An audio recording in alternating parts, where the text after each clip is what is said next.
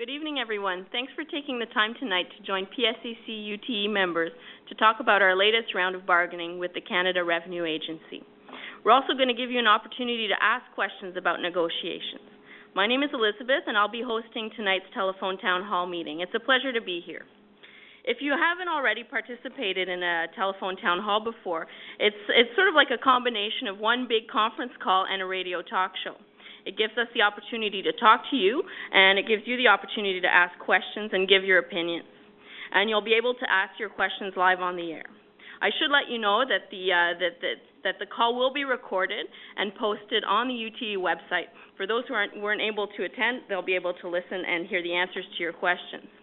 If you have questions, I'll invite you to press *3 at any time on your phone to let us know you'd like to ask a question live. I should also tell you that if you don't want to say it live, you can also tell the operator that, and I will ask it for you. Tonight we have several guests with us to talk about what's happening at the bargaining table with the Canada Revenue Agency and to answer your questions. Before I introduce them, remember to press *3 on your phone if you want to ask a question on the air.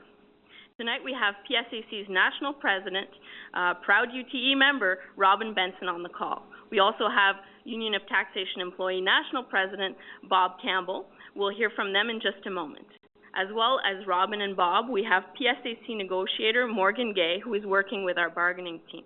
Once again, just press *3 on your phone to let us know you'd like to ask a question live on this call. You'll also be able to leave your comments and additional questions in a message at the end of this call, and we will get back to you with answers. For those of you who've just joined, my name's Elizabeth, and I'll be your host tonight for the telephone town hall with PSAC UTE members. Okay, now let me introduce our first guest speaker, PSAC National President, Robin Benson. Robin? Thank you, Elizabeth, and hi to everyone, and of course, thank you for joining us on the call.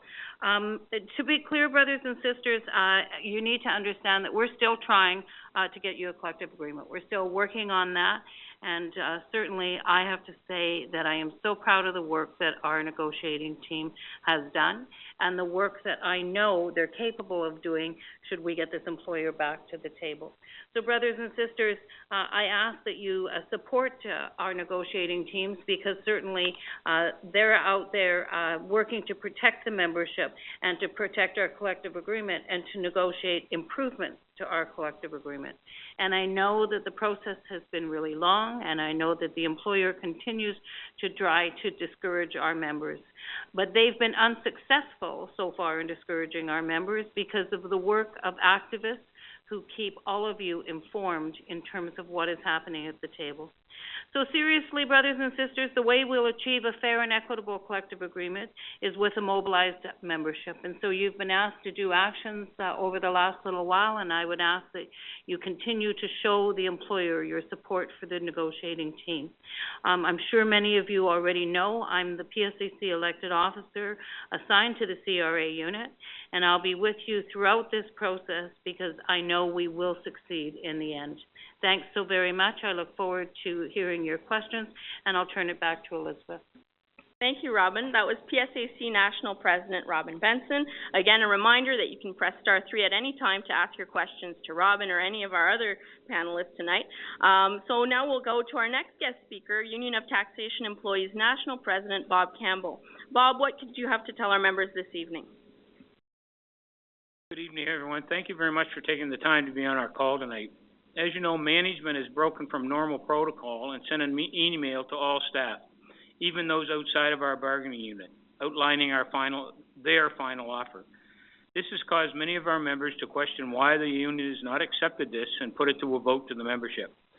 We were optimistic that management would come to the table and work to come to an agreement that both sides could agree with. This did not happen during the last mediation session. They came to the table and stated, this is it, either you agree or we will let your members know what we have offered. Our team looked at the offer and unanimously agreed it was not a fair offer and that we wanted to continue to negotiate with management. Myself and the national leadership completely supports and endorses the position taken by the team to say no to this offer. But as I stated on our last town hall conference call, it takes two to negotiate, and obviously we have been working on our own. Severance has been a sticking point from the beginning, with management stating that we have to give it up as everyone else has, and there's no way around this. We stated for us that there is no reason to give it up, and if you want to take something out of our contract, then we want something of greater value or the same value to replace it. During negotiations, there were many attempts by the UTE team to make some movement on this item. Management was not willing to change the mandate from Treasury Board. They are saying we need to give this up, and as we have kept it longer than any other group, we should be happy with that. They are dangling in a carrot out in front of people with the amount of money that they will get. First of all, this is your money. It is already in your contract. They just want you to take it now. However, it is worth so much more if it is allowed to continue and accumulate and grow. Also, they do not mention that this is taxable income, and you will lose almost half right off the top.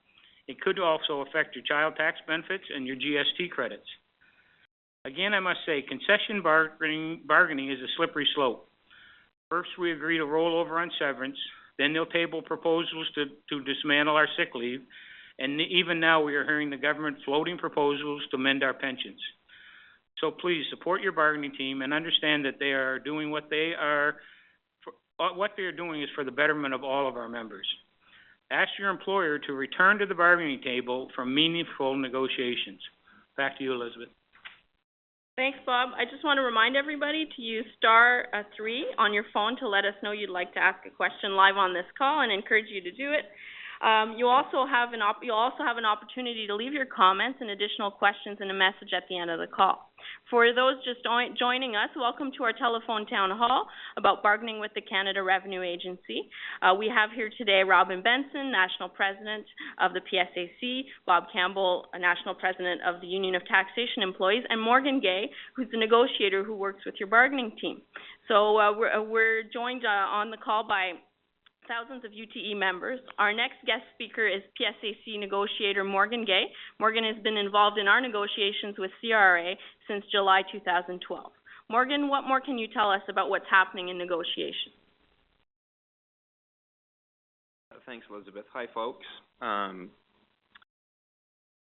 As Bob indicated, we did do a telephone town hall about a month and a half ago, so there were a number of issues and updates that were provided at that point. So I'm not going to rehash everything that has taken place over the last 2.5 years, but we'll just, as the union's negotiator, sort of cover the basic facts and talk about how we've arrived at the situation that we're in now and explain our position with respect to the employer's offer. Just to recap, we first met with the agency in September of 2012 when we exchanged our proposals. Our proposals and management's were posted on the website, and as Bob indicated, I believe there have been regular updates for folks throughout this process. And our bargaining team identified key issues at the beginning of bargaining. We're looking for better job security, enhanced protections against the contracting out of work. While technically it's not negotiable, we have indicated that what we are looking for are some rights and improvements for term employees. We're looking for better protections with respect to scheduling as well, because there are a lot of problems concerning hours of work across the country, and also matters related to leave provisions. We have said we're looking for better work-life balance for UTE members. Management at the outset made it clear that they were seeking concessions as well, and Bob already spoke to management's desire to end the accumulation of severance for the purpose of voluntary termination.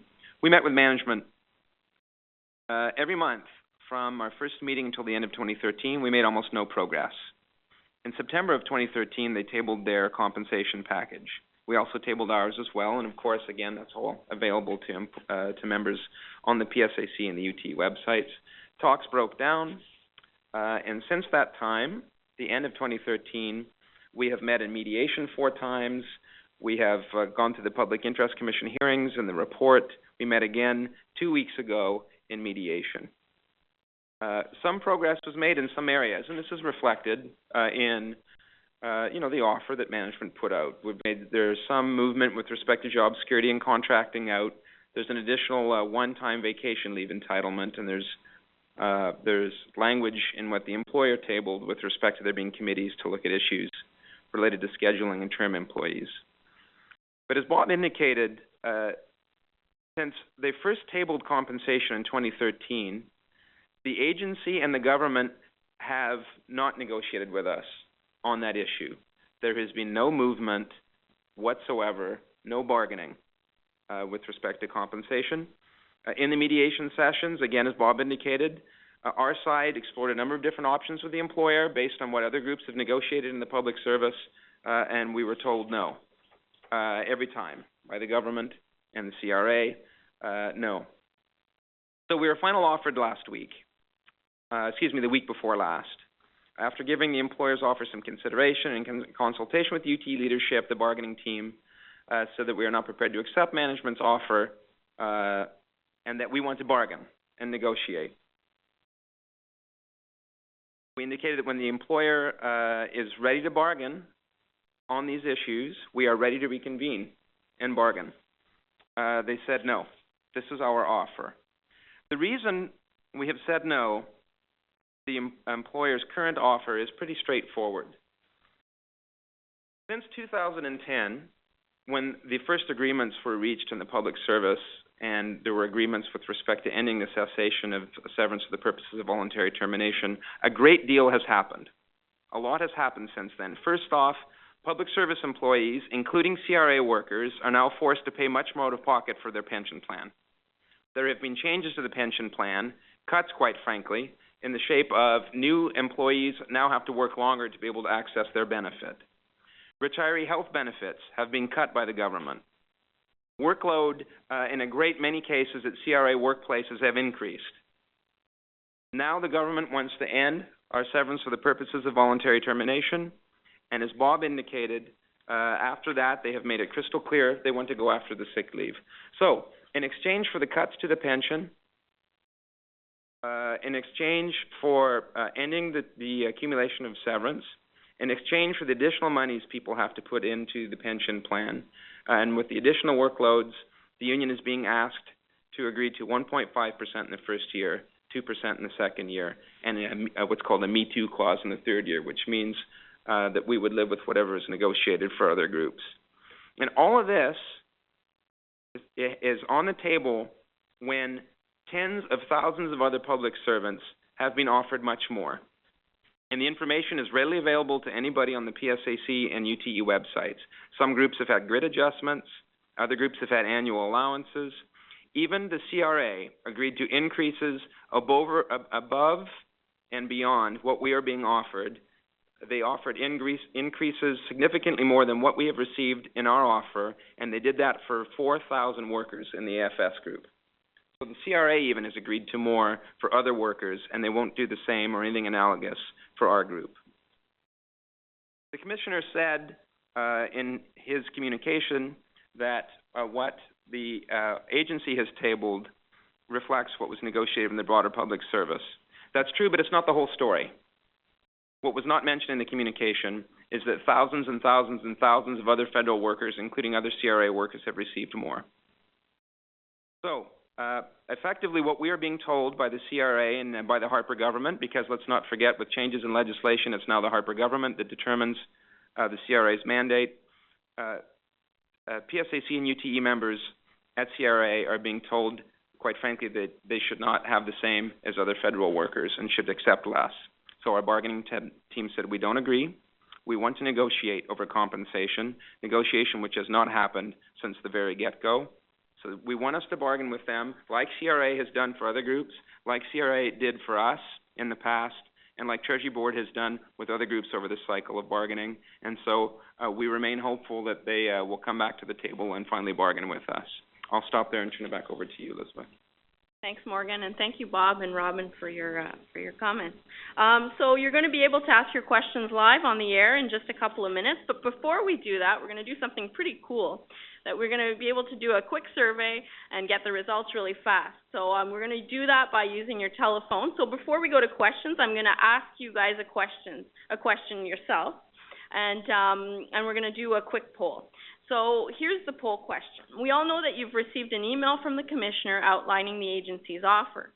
Since mediation talks with CRA ended on May 21st, the Union of Taxation Employees has put out at least 4 documents explaining our position. Our first question to you is, did you receive the documents from your local?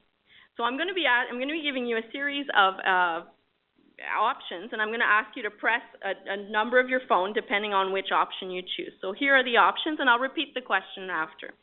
So press 1 if you've received our union's documents and understood them.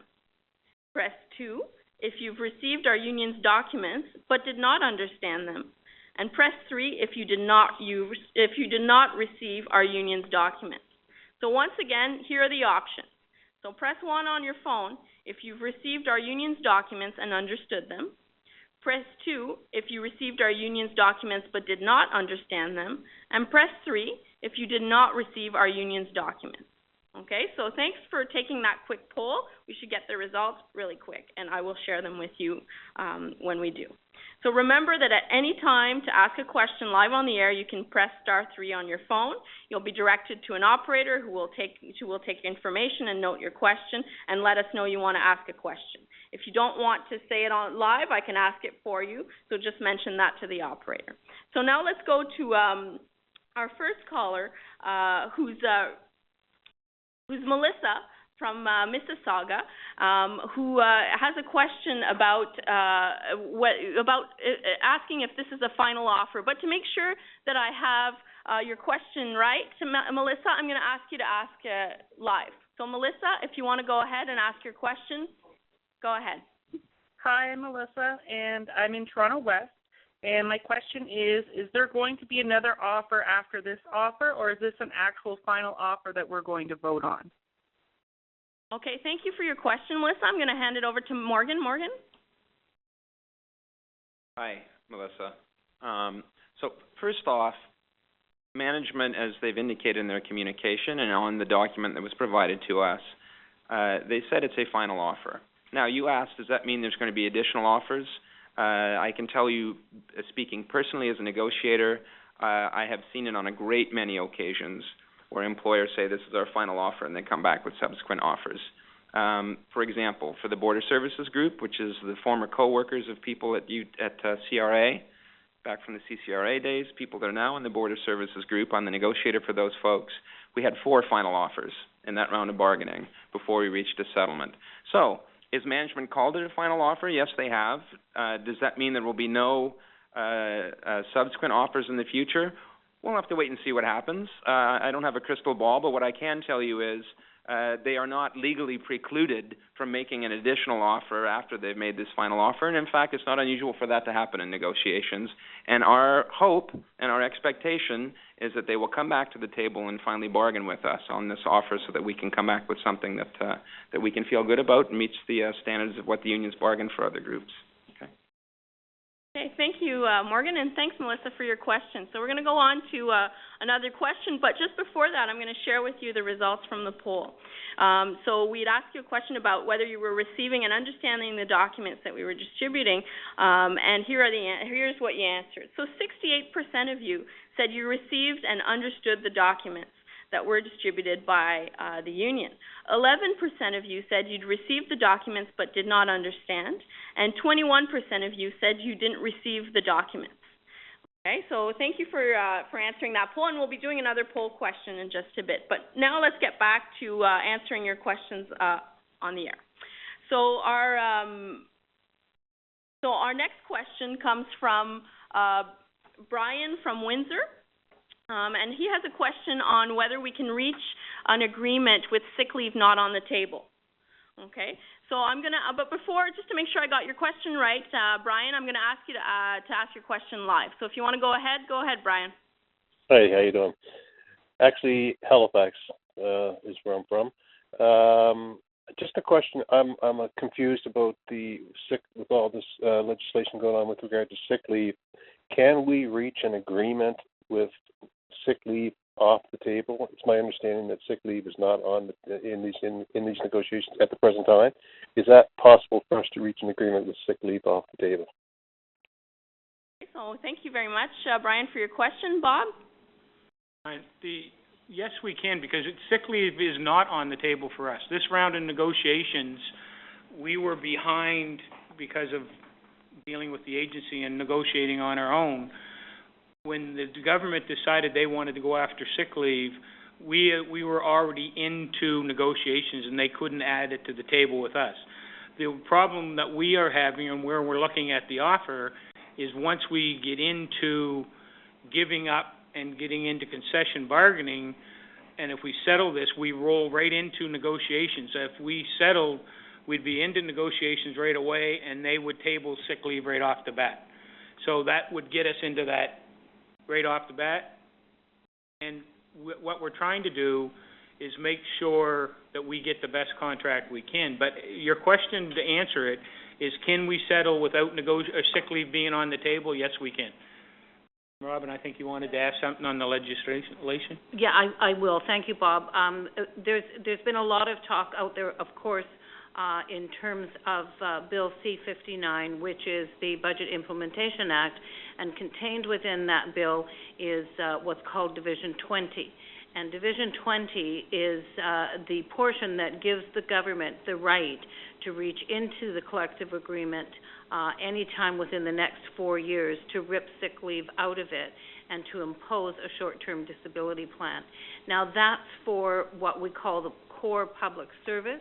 So it's not the agencies. When the budget was first tabled, we were skeptical. We thought it might impact agencies such as CRA, CFIA, Parks. It does not. At this point in time, the particular legislation that we're fighting and will continue to fight is for the core public service. But Bob is absolutely right. Once your collective agreement is signed and you go into negotiations again, rest assured the government will put sick leave at the table. Thank you. Thank you very much, and thanks for your question, Brian. So the next question we have is from Marina from Fraserville, and who wants to know what offer the employer would need to give to the bargaining team in order to settle.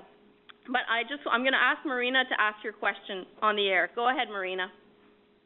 You may have answered this already when I was giving my question. I couldn't hear what was being said, but my question is, what offer would the employer need to give regarding severance for the bargaining team to be content and consider it a good offer?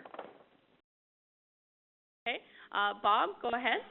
What we've said from the start about severance and concession bargaining and where we're going, we said from the first that we would not give up severance unless we are getting something of a greater value or at least the equal value to give that up.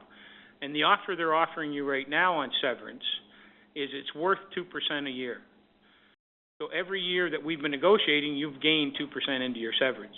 But for us to being offered to give that up, we are being offered 0.075 over 2 years. So it's less than 1% value for something that's worth 2% per year until you hit your maximum. Even when you look at the figures that the employer put out and stated how much money an SP4 was going to get, and, it looks very nice on paper. When you look at 12 years and how much money you possibly, half of that you could have in your pocket, you're also giving up 18 years of that value for less than $500 a year. So that's what we're trying to make sure, the value of what you're giving up. It's the same as when you look at, we're giving the employer now saying, we've met everything in the pick and we're giving you the third year that you said we had to have. Well, we said, yes, we wanted to negotiate a third year, but what they're offering is we're going to give you something, but we're not going to let you negotiate. And how can we put out an offer to the employees, to our members, that we don't even know what the offer is? And the group that we could have, and one of the situations we could see ourselves in, is say they pick the PA group and they negotiate a 3-year contract, but they download everything to the back end of the contract and take 0, 0, 1, and 1. We would get nothing in the third year and have nothing to do with trying to say something. So that's why we're saying there's more than just the severance and getting us into this. What we're saying is it's a bad offer because you're taking a lot of money out of people's pockets. And it's a lot of the people on severance that are the youth and the people that are just coming in that are going to be losing a big benefit that we've had, and it's your money that they're trying to take from you. It's not like they're giving you anything extra. They're just forcing you to take it now. I hope that answers your question. Marina, and thank you, Bob, for answering. So our next question comes from Martha from Oshawa, who wants to know what our next steps are as a union. But Martha, I'll get you to ask your question. Go ahead. Hi, it's Martha from Toronto East Tax Services office. I want to know that as a union, what's our next step? We have been told what we're not getting and what we don't want, but what is our next step then as a union? I'll ask Bob to answer. Go ahead, Bob. Our next step is to get the employer to come back to the table. They've basically, from the start, been making statements along the lines of the union is not speaking for its membership, that we can put out the offer and it's going to be accepted. Their statements over and over again is, in CRA, we do not have a retention problem. In CRA, we do not have a recruitment problem. So the offer we put out, the membership would accept. That they believe that you will take, using the tactics that Treasury Board is made famous for, is drag things on time after time after time to make it longer with people not getting raises, which, and everyone knows how hard it is at these times not to get a raise, and everything's going up and you're staying at the same thing. So our next step is to take actions to get the employer back to the table. Like, we would like our membership to write back, email back to Andrew Touche, to the commissioner, and say, I don't accept this offer, go back to the table. That this is not a proper negotiations that you're doing, that you have stalled this trying to get to the membership, and you have to go back to the table and do some actual bargaining. Thank you, Bob, and thank you, Martha, for your question. So we're going to continue with questions. A reminder that you can press *3 at any time to ask a question. And then if you don't want to say it live, I can say it for you. And also I wanted to say, if we don't get a chance to get to every question, you have a chance to leave a message on the voicemail at the end, and we'll get back to you with some answers. Before we go to our next question, we're going to do another poll question. So I have a quick poll for you, same idea as the last one. So here's our question. And we want you to tell us what additional information you need about what's happening in bargaining. Your answers are going to help us actually get the information you need out to you. So here are all the options, and I'm going to let you know what button to press, okay? So press 1 if you have questions about the employer's offer. Press 2 if you have questions about a strike vote and if a strike might take place. Press 3 if you have questions about what you could do to help our bargaining team reach a fair settlement. Press 4 if you have questions about all these issues, and press 5 if you don't need any more information. So here are the options again. So I want you to press 1 if you have questions about the employer's offer. Press 2 if you have questions about a strike vote and if a strike might take place. Press 3 if you have questions about what you could do to help your bargaining team reach a fair settlement.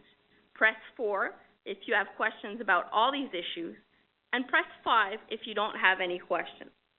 So thanks for answering that question, and just like the previous question, we'll get the results shortly, and I'll share them with you. Don't forget, *3 if you want to ask a question. So our next question I will ask, because the person has asked me to ask the question for them, and it's a question about the commissioner's email that was sent out to members that seemed to say that severance is only until 2011, and wanted to know if that's true. So I'm going to ask Morgan if you can answer that question. Yeah, the employer's position in bargaining is that severance accumulates until such time as the parties sign the final agreement. So, say for the sake of argument, we sign a tentative agreement next week. We have to go through the ratification process, and once that's done and the contract is ratified, the parties would then meet and sign the final agreement. It is at that point severance would cease to accumulate. In terms of what has been agreed to with other groups, that has been the pattern, and that's the employer's position in this negotiation as well. Elizabeth? Thanks. Thank you for your question, and thanks, Morgan, for the answer. Our next question comes from Robert in Thunder Bay, who's interested to know if the government can pass a bill on sick leave. But I'm going to ask Robert to ask his question live. Go ahead, Robert. Hi. My concern was I've seen in the past that government can just go ahead and legislate and just push a bill through. So that's my concern is can they just go ahead and do it? Like, can they take away our sick leave? Okay, thanks, Robert, for your question. I'm going to ask Robin to answer that. Robin? Thank you very much for your question. Certainly, the government can try and legislate whatever they'd like to legislate. They're the government, and they try various and sundry things. You'll note that this particular government, under Stephen Harper, has passed many budget implementation bills that are detrimental to working people, and more specifically, union members such as yourself, PSAC members. We will take them to court. This particular bill, Bill C-59, with the Division 20 about the sick leave, actually goes against the Charter of Rights and Freedoms, and so we certainly will not put up with it. We've asked all of our members to go and see their MP to ask them if they know what the Charter of Rights and Freedoms is, and if they know what it means to them and to us about the right to freedom of association, because that's what they're trying to impede. So while they can pass legislation, we will take them to court, and certainly we have them have done some charter challenges already ourselves, as the same as the other 17 unions that represent folks in the federal government, and we will certainly be successful because we have cases that were recently won at the Supreme Court with respect to legislation that was passed by the Saskatchewan government. So, yes, they can legislate. Yes, we will take them to court, and yes, we will win. Great. Thanks, Robert, for your question, and thank you very much, Robin, for your answer. So our next question comes from Jackie in Ontario, who had questions about a possible vote. But just to be sure, I'm going to ask Jackie to ask her question live. So go ahead, Jackie. Hi, I just want to know, can we not vote on whether we want to accept this offer that the CRA has offered us? Okay, I'm going to ask Bob if he can answer the question. Bob? Hi, Jackie. I appreciate your question a lot because I did receive some emails into the office asking, just let me vote. It's a good offer. I've had, it's been 3 years. Why can't I just vote on this? And what I said to them and what I'm saying to you now is our job as the union is to negotiate the best contract we can for you. And we have to look at what's the best for 26,000 of our members. The negotiation team has been trying to negotiate, and it hasn't happened.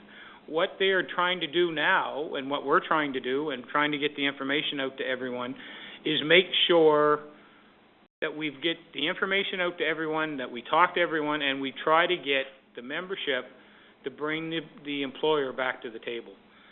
We have to look at how much we're giving up, where we're going, how it's going to affect the people in the future.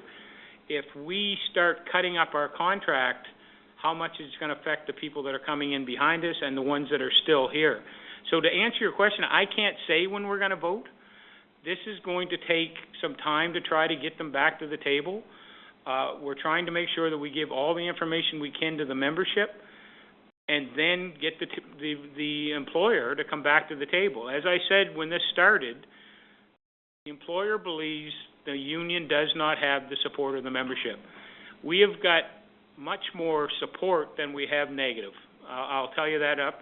And I'll just use for an example, I was at 2 AGMs last week in Toronto.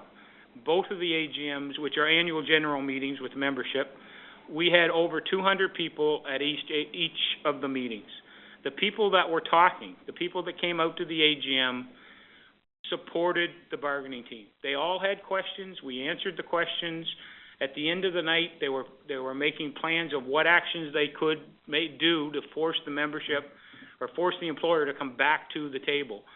Right now, we do not believe the offer that we could put out is a good offer for our membership. So we will be doing everything to get the information out to get you to help us bring the employer back to the table. So I can't give you a date of when or time when we would be voting on an offer. Thanks, Jackie, for your question, and thanks, Bob, for answering it.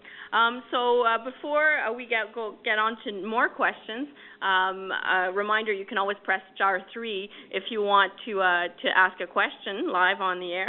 But before that, I'm just going to share with you the results from poll 2. So we were asking you about what additional information you need from us. And this is really useful to have these polling results because it's going to help us prepare some information to distribute to you. So 3% of you said you have questions about the employer's offer. 41% of you said you have questions about a strike vote and if a strike might take place. 8% said you have questions about what you could do to help our bargaining team reach a fair settlement. 40% of you said you have questions about all of these issues, and 8% of you said you don't have any questions.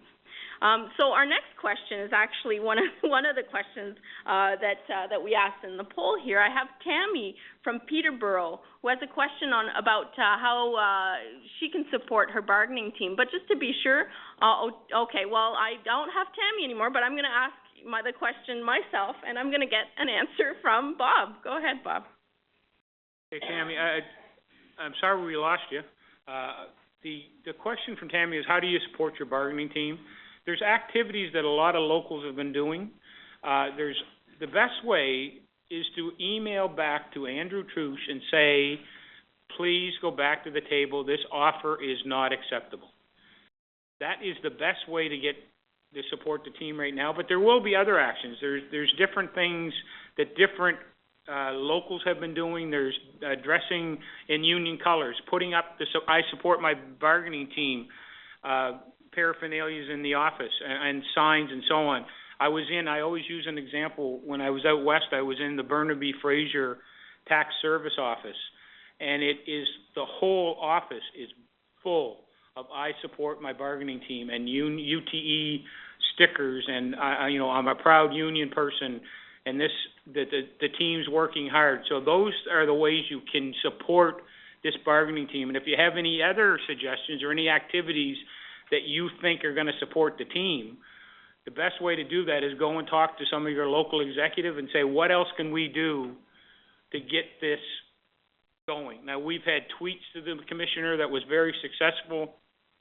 We've had group pictures taken that are very successful. And if you go onto the UTE website, you can see those things and those activities that were there. But the biggest thing is, or even just send an email that I can pass on to the team, and which is what I've been doing to make sure that they know what the information coming in, and saying, I support you, please keep up the work. Thanks, Bob, and thanks, Tammy, for your question. So our next question comes from Mike from Ottawa, who's interested to know what the 3-year deal, 3 years means, if it means we can negotiate a percentage. I think that's the question, but just to be sure, let's ask Mike to ask the question himself. Go ahead, Mike. Okay. Hi, it's Mike. First of all, just thank you all for doing this. My question is about the supposed offer that was sent out. Now indicates a 3rd year, and for 2.5 years, that 3rd year was never put forth. Now that they're putting that 3rd year, can we not go back to them and say, and I'm dealing with the facts here about the figures with the value they're giving us for the severance is 0.75. We want more, and I support that 100%. But can we not go back and ask for 1.5, and because they're giving everybody else 0.5 right now for that first year, which is our 3rd year? Okay, thanks, Mike. Thanks for your question. I'm going to ask Morgan to answer it. Morgan? Hi, Mike. Yes. Yes, we can negotiate, wages for a 3rd year. In fact, that's what we have been trying to do, is to get them to bargain with us over compensation, for all 3 years. And so the answer to your question is we can absolutely negotiate wages for the 3rd year. But as Bob said in his opening statements, it takes 2 to tango. And so our objective here is, like Bob said earlier again, is to get folks engaged so that we can get the employer back to the table so they can properly bargain with us over that. Okay, Elizabeth? Okay, thanks, Morgan. Our next question comes from Heather in St. John's, who has a question about a possible strike or what our next move is. But I'm going to ask Heather to go ahead and ask her question. Go ahead, Heather. Hi. My question is this. If the employer refuses to go back to the table and their final offer is actually the final offer, what would be the union's position if that were to happen? Would the next step be a strike vote, or what would be the position that we would have? Thank you. Thanks, Heather. So I'm going to ask Bob to answer that. Go ahead, Bob. Our next position, if they keep saying this is their final offer and they won't come back to the table, is to put more pressure on them to try to get them back to the table. And the more we do that, the better off it is for us. Now, as far as the strike vote, what we have is what's called a national strike committee that looks at all of the items that we can do within UTE for the bargaining team to support the team. We have talked about a whole different number of things. As far as the strike goes, the committee really does not believe this is the proper time to try to go for a strike vote. That we believe that we need to do more actions to bring them back to the table, that they're using the tactic of dragging this out, trying to get the membership to accept less. Right now with this government, if we tried to go for a strike vote and we got a strike vote and we went on strike, they would legislate. And that's what we believe, that they would legislate us back to work with an agreement that would probably be less than what we believe is a fair offer. The strike is your last avenue when you get there. And most of our membership believe going on strike you're going to lose more than you're going to gain.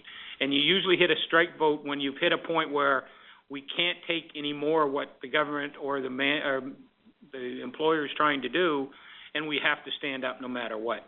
We are at a point, and we believe, Sister Benson and I both sit on the team, that what we need to do is to put more pressure on and slowly build that up and get it going, that the employer has to come back to the table.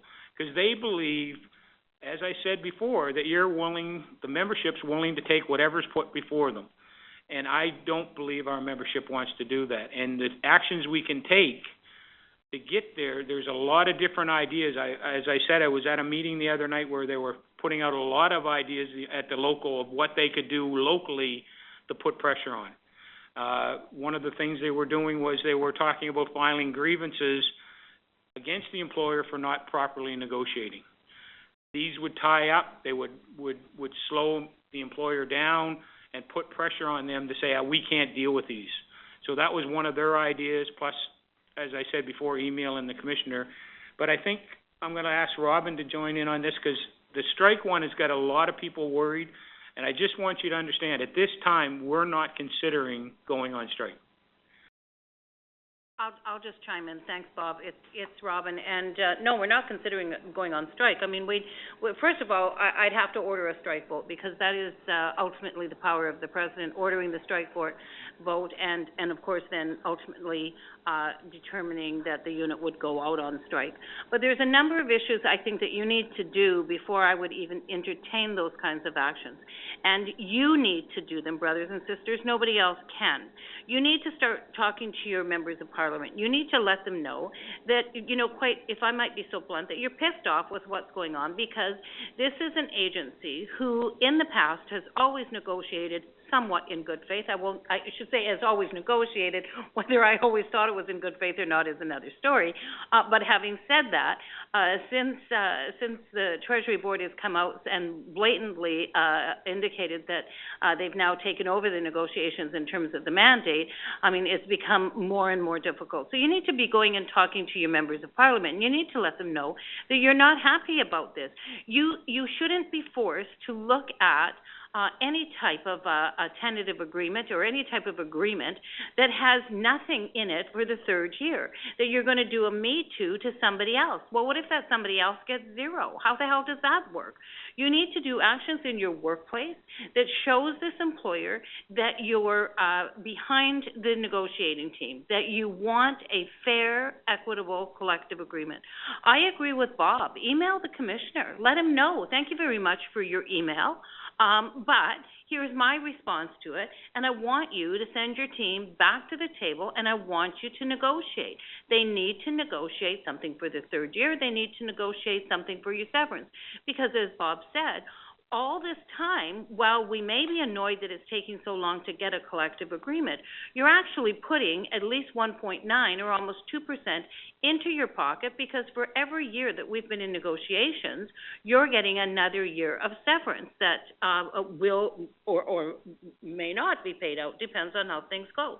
The other thing that you need to do is, let us not forget, we're in June. October 19th is a federal election. You need to be asking the candidates, all those folks who want to run to represent you in your ridings, what they intend to do with respect to your negotiations. I mean, certainly, Morgan was very clear that other groups have benefited greater from giving up their severance, if you will. And yes, it is for voluntary departure, but nonetheless, they have received something for it. Here, in the CRA negotiations, you're receiving nothing for it. So, quite frankly, I think that's disrespectful. I think that this commissioner and this employer needs to start treating the membership with dignity and respect. They need to come to the table.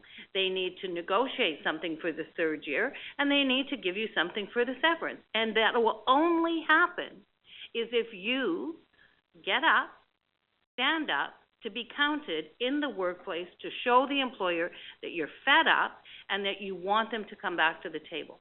And certainly there have been actions that have taken place. I visited tax offices as well. I'm a proud UTE member, Local 50031. I'll be there on Saturday at their annual picnic, and I'll certainly be talking about the need to stand up to be counted. Thank you. Thank you. Our next question comes from Rick from North York. He has a question about severance and the payout of severance, but I'm going to ask Rick to ask his question live. So go ahead, Rick. Hi, thank you. I'm unclear about when severance actually kicks in. Also, Morgan, I think, was saying that for newer employees, it's even longer. So my understanding was that you don't even qualify to get severance until you've had 10 years of service. If this is true, people need to know this, because the younger people might be thinking, oh, we're going to lose it. I want to vote to lose it because I want to get something out of it. That's my question. Thanks, Rick. I'm going to hand it over to Morgan. Morgan? Hi, Rick. Yeah, the point I was making about new hires was with respect to changes that were made to the pension plan, not to severance. So that was in 2012, if I remember correctly. Maybe 2013, the government implemented changes to the superannuation. With respect to severance, under the collective agreement, as it's currently constituted, you do have to have 10 years of service before you access severance. You know, you asked about cash out. Well, under their proposal, because severance would cease for everybody for the purposes of voluntary termination, people would need to have only 1 year of service to be able to access the cash out. But that, of course, is predicated on the understanding that it would no longer further accumulate. So, under the current agreement, you have to have 10 years. Under their offer, you don't have to have 10 years, but it would cease to accumulate. So that's the way severance works with respect to the current collective agreement and their position. Okay? Elizabeth? Thanks, Morgan. Our next question, the person didn't identify, and I was asked to ask it, so here goes. Somebody wants to know if management was invited to tonight's town hall, and I'm going to ask Bob to answer. Go ahead, Bob. Good, very good question. We're having this town hall because we do not have access to our members in the worksite. That if you look at what happened a week ago Friday, when the commissioner hits a button and an email is sent out to every member, or every employee, which is unheard of as far as negotiations go. They gave out information to other bargaining agents and so forth, but they can do that quick. We have to plant gate, send things out, put it on our website, try to get the information out, try to put our side out, by doing everything from outside of the office. Or we use and a lot of the offices now, and I hope everybody has done this, have started their own email trees so that the union can send you an email to give you information. Management also, as of today, they stuck up another letter in regards to a letter that I wrote the commissioner, and they put it on InfoZone. One of the questions I was asked by many people was, Commissioner put this up in the InfoZone replying to my letter, but never put up my letter that explained why he was answering to me. So you're getting like a one-sided version unless we've gone and hit you with a plant gate. And why management's not here is we're not publicly negotiating. That's not how it works. The team goes, they work and make offers. There's all kinds of stuff that happens at the negotiation table that is, the term is without prejudice. There's offers talked about, there's things brought forward that either side can bring forward. In this case, 95% of what brought forward was through the union. Management, as Morgan said, didn't bring a whole lot, especially in the economic package. So there's stuff happens and that's not there. One of the things that we've been trying to combat is people in their heads going, thank God the commissioner put something out because that's the only information and it's nice that we're getting the truth and so on and so forth. We have put out more information on this round of negotiations than we ever have before. We have put everything on our website. We have done more plant gates. We've done special newsletters. We've had town hall conversations. If someone to say that they have not got any information, they haven't tried to look either. Because everything as far as our demands, our information we put forward for the PIC, all that information was on the website. So the information was there. We have tried everything in our power to get the information out to the membership, but we don't have the access that the employer has. So no, this was never intended for management. As normal when we do this stuff, there's probably somebody on the phone that's going to be reporting back to everything that was said on this phone call to management, but management was not invited to be part of this because this is a union town hall. So thank you for that question. Our next question comes from James from St. Catharines, who has a question about the calculation of severance, but I'm going to ask James to go ahead and ask his question. Go ahead, James. Good evening. The question I had, because the main thing our members are complaining about is they want the contract settled so they can get their severance payout. If we don't actually have a calculated amount in the third year of our contract, can the government actually go ahead and calculate a severance payout to give the members, not knowing what that value is in the third year? Okay, thank you, James. Thanks for that question. I'm going to ask Morgan to answer. Morgan? Hi, James. I would just add one thing on that last question. Bob pointed out that, the call is for our folks, but I'd be shocked if there aren't managers listening right now. I am sure there are a lot of managers and senior management folks at the agency that are listening out there. So hello to all you managers that are listening into the union call that we're having. In response to your question with respect to the severance calculation, that's a good question. We did not have in-depth discussion about that in negotiations. If I were to speculate, and again I want to state that this is speculation, I would suspect the employer would say people would cash out at the amount that they would be at the end of the collective agreement, and then once an additional settlement, once a settlement is reached in the future, which would then apply to us in the third year, there would have to be some sort of retroactivity payment to account for the money that people didn't get at the cash out point. Again, I want to make clear we haven't had substantive discussion on that with the employer, but I would speculate that in all likelihood would be the position that they would take. Okay, Elizabeth? Okay, thank you, Morgan. So we're getting close to the end, but I still have one more question for you guys. I have a poll question, and it's a really good one. So I'm going to ask you to answer by pressing 1, 2, or 3, depending on what you're going to do to take action to support your bargaining team. So press 1 if you will take action to support our bargaining team. Press 2 if you might take action to support our bargaining team, and press 3 if you won't take action to support our bargaining team. So again, the options are: press 1 if you will take action to support our bargaining team. Press 2 if you might take action to support our bargaining team, and press 3 if you won't take action to support our bargaining team. So thank you, so thank you for your answers. So just before we end, I'm going to give the last word to our panelists. I'm going to ask them if they have any final remarks for us tonight. Robin, do you have any final remarks for our members? I certainly do. I always have final remarks. First of all, I want to say thank you to everybody who joined the call. I think that it's really important in terms of getting the information out. As Bob said, this is probably, the most communication that we've done in a very long time with our membership around negotiations. I think the questions were really, really good.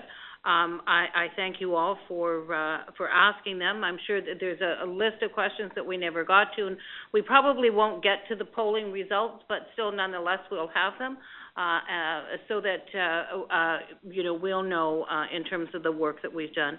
I want to thank you for all of the work that you have done around negotiations, and I want to thank you for the work that you're going to do, because I know certainly that there's going to be mobilization out in the field so that the Commissioner understands that we certainly want to get back to the table. We're ready to negotiate any time throughout the summer months. It doesn't matter. We'll be there.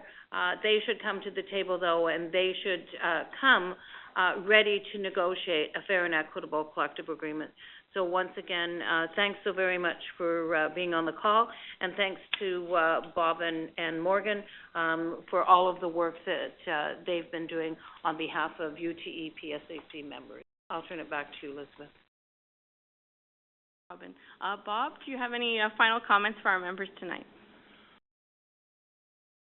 This has been a hard road for negotiations, and some people are holding the great successes we had with our last rounds, where we negotiated 2 contracts prior to them expiring, against us, because now it's the time. I've been a CRA employee for 41 years. I understand times are hard. I was a single parent. I understand it, how you go from paycheck to paycheck, how you work 2 jobs to get things done. But I also understand that we have to stand up for the people that are coming behind us. Whether this is our children that now work for CRA, our grandchildren that could be coming, we can't think of only ourselves. We've got to look into the future, and we've got to not be what a lot of society is becoming, which is a me society. How is this going to affect me? How much money am I going to get? Oh, I'm going to be able to pay off a loan, or I'm going to buy a trip, or I'm going to do this with this money. Think about what you'll be losing, what you're taking out of your contract, and realize the more we give up, the more this government is going to take. I ask you to please stand up for yourself and support the team in any way you can, and thank you very much for listening to us tonight. Elizabeth?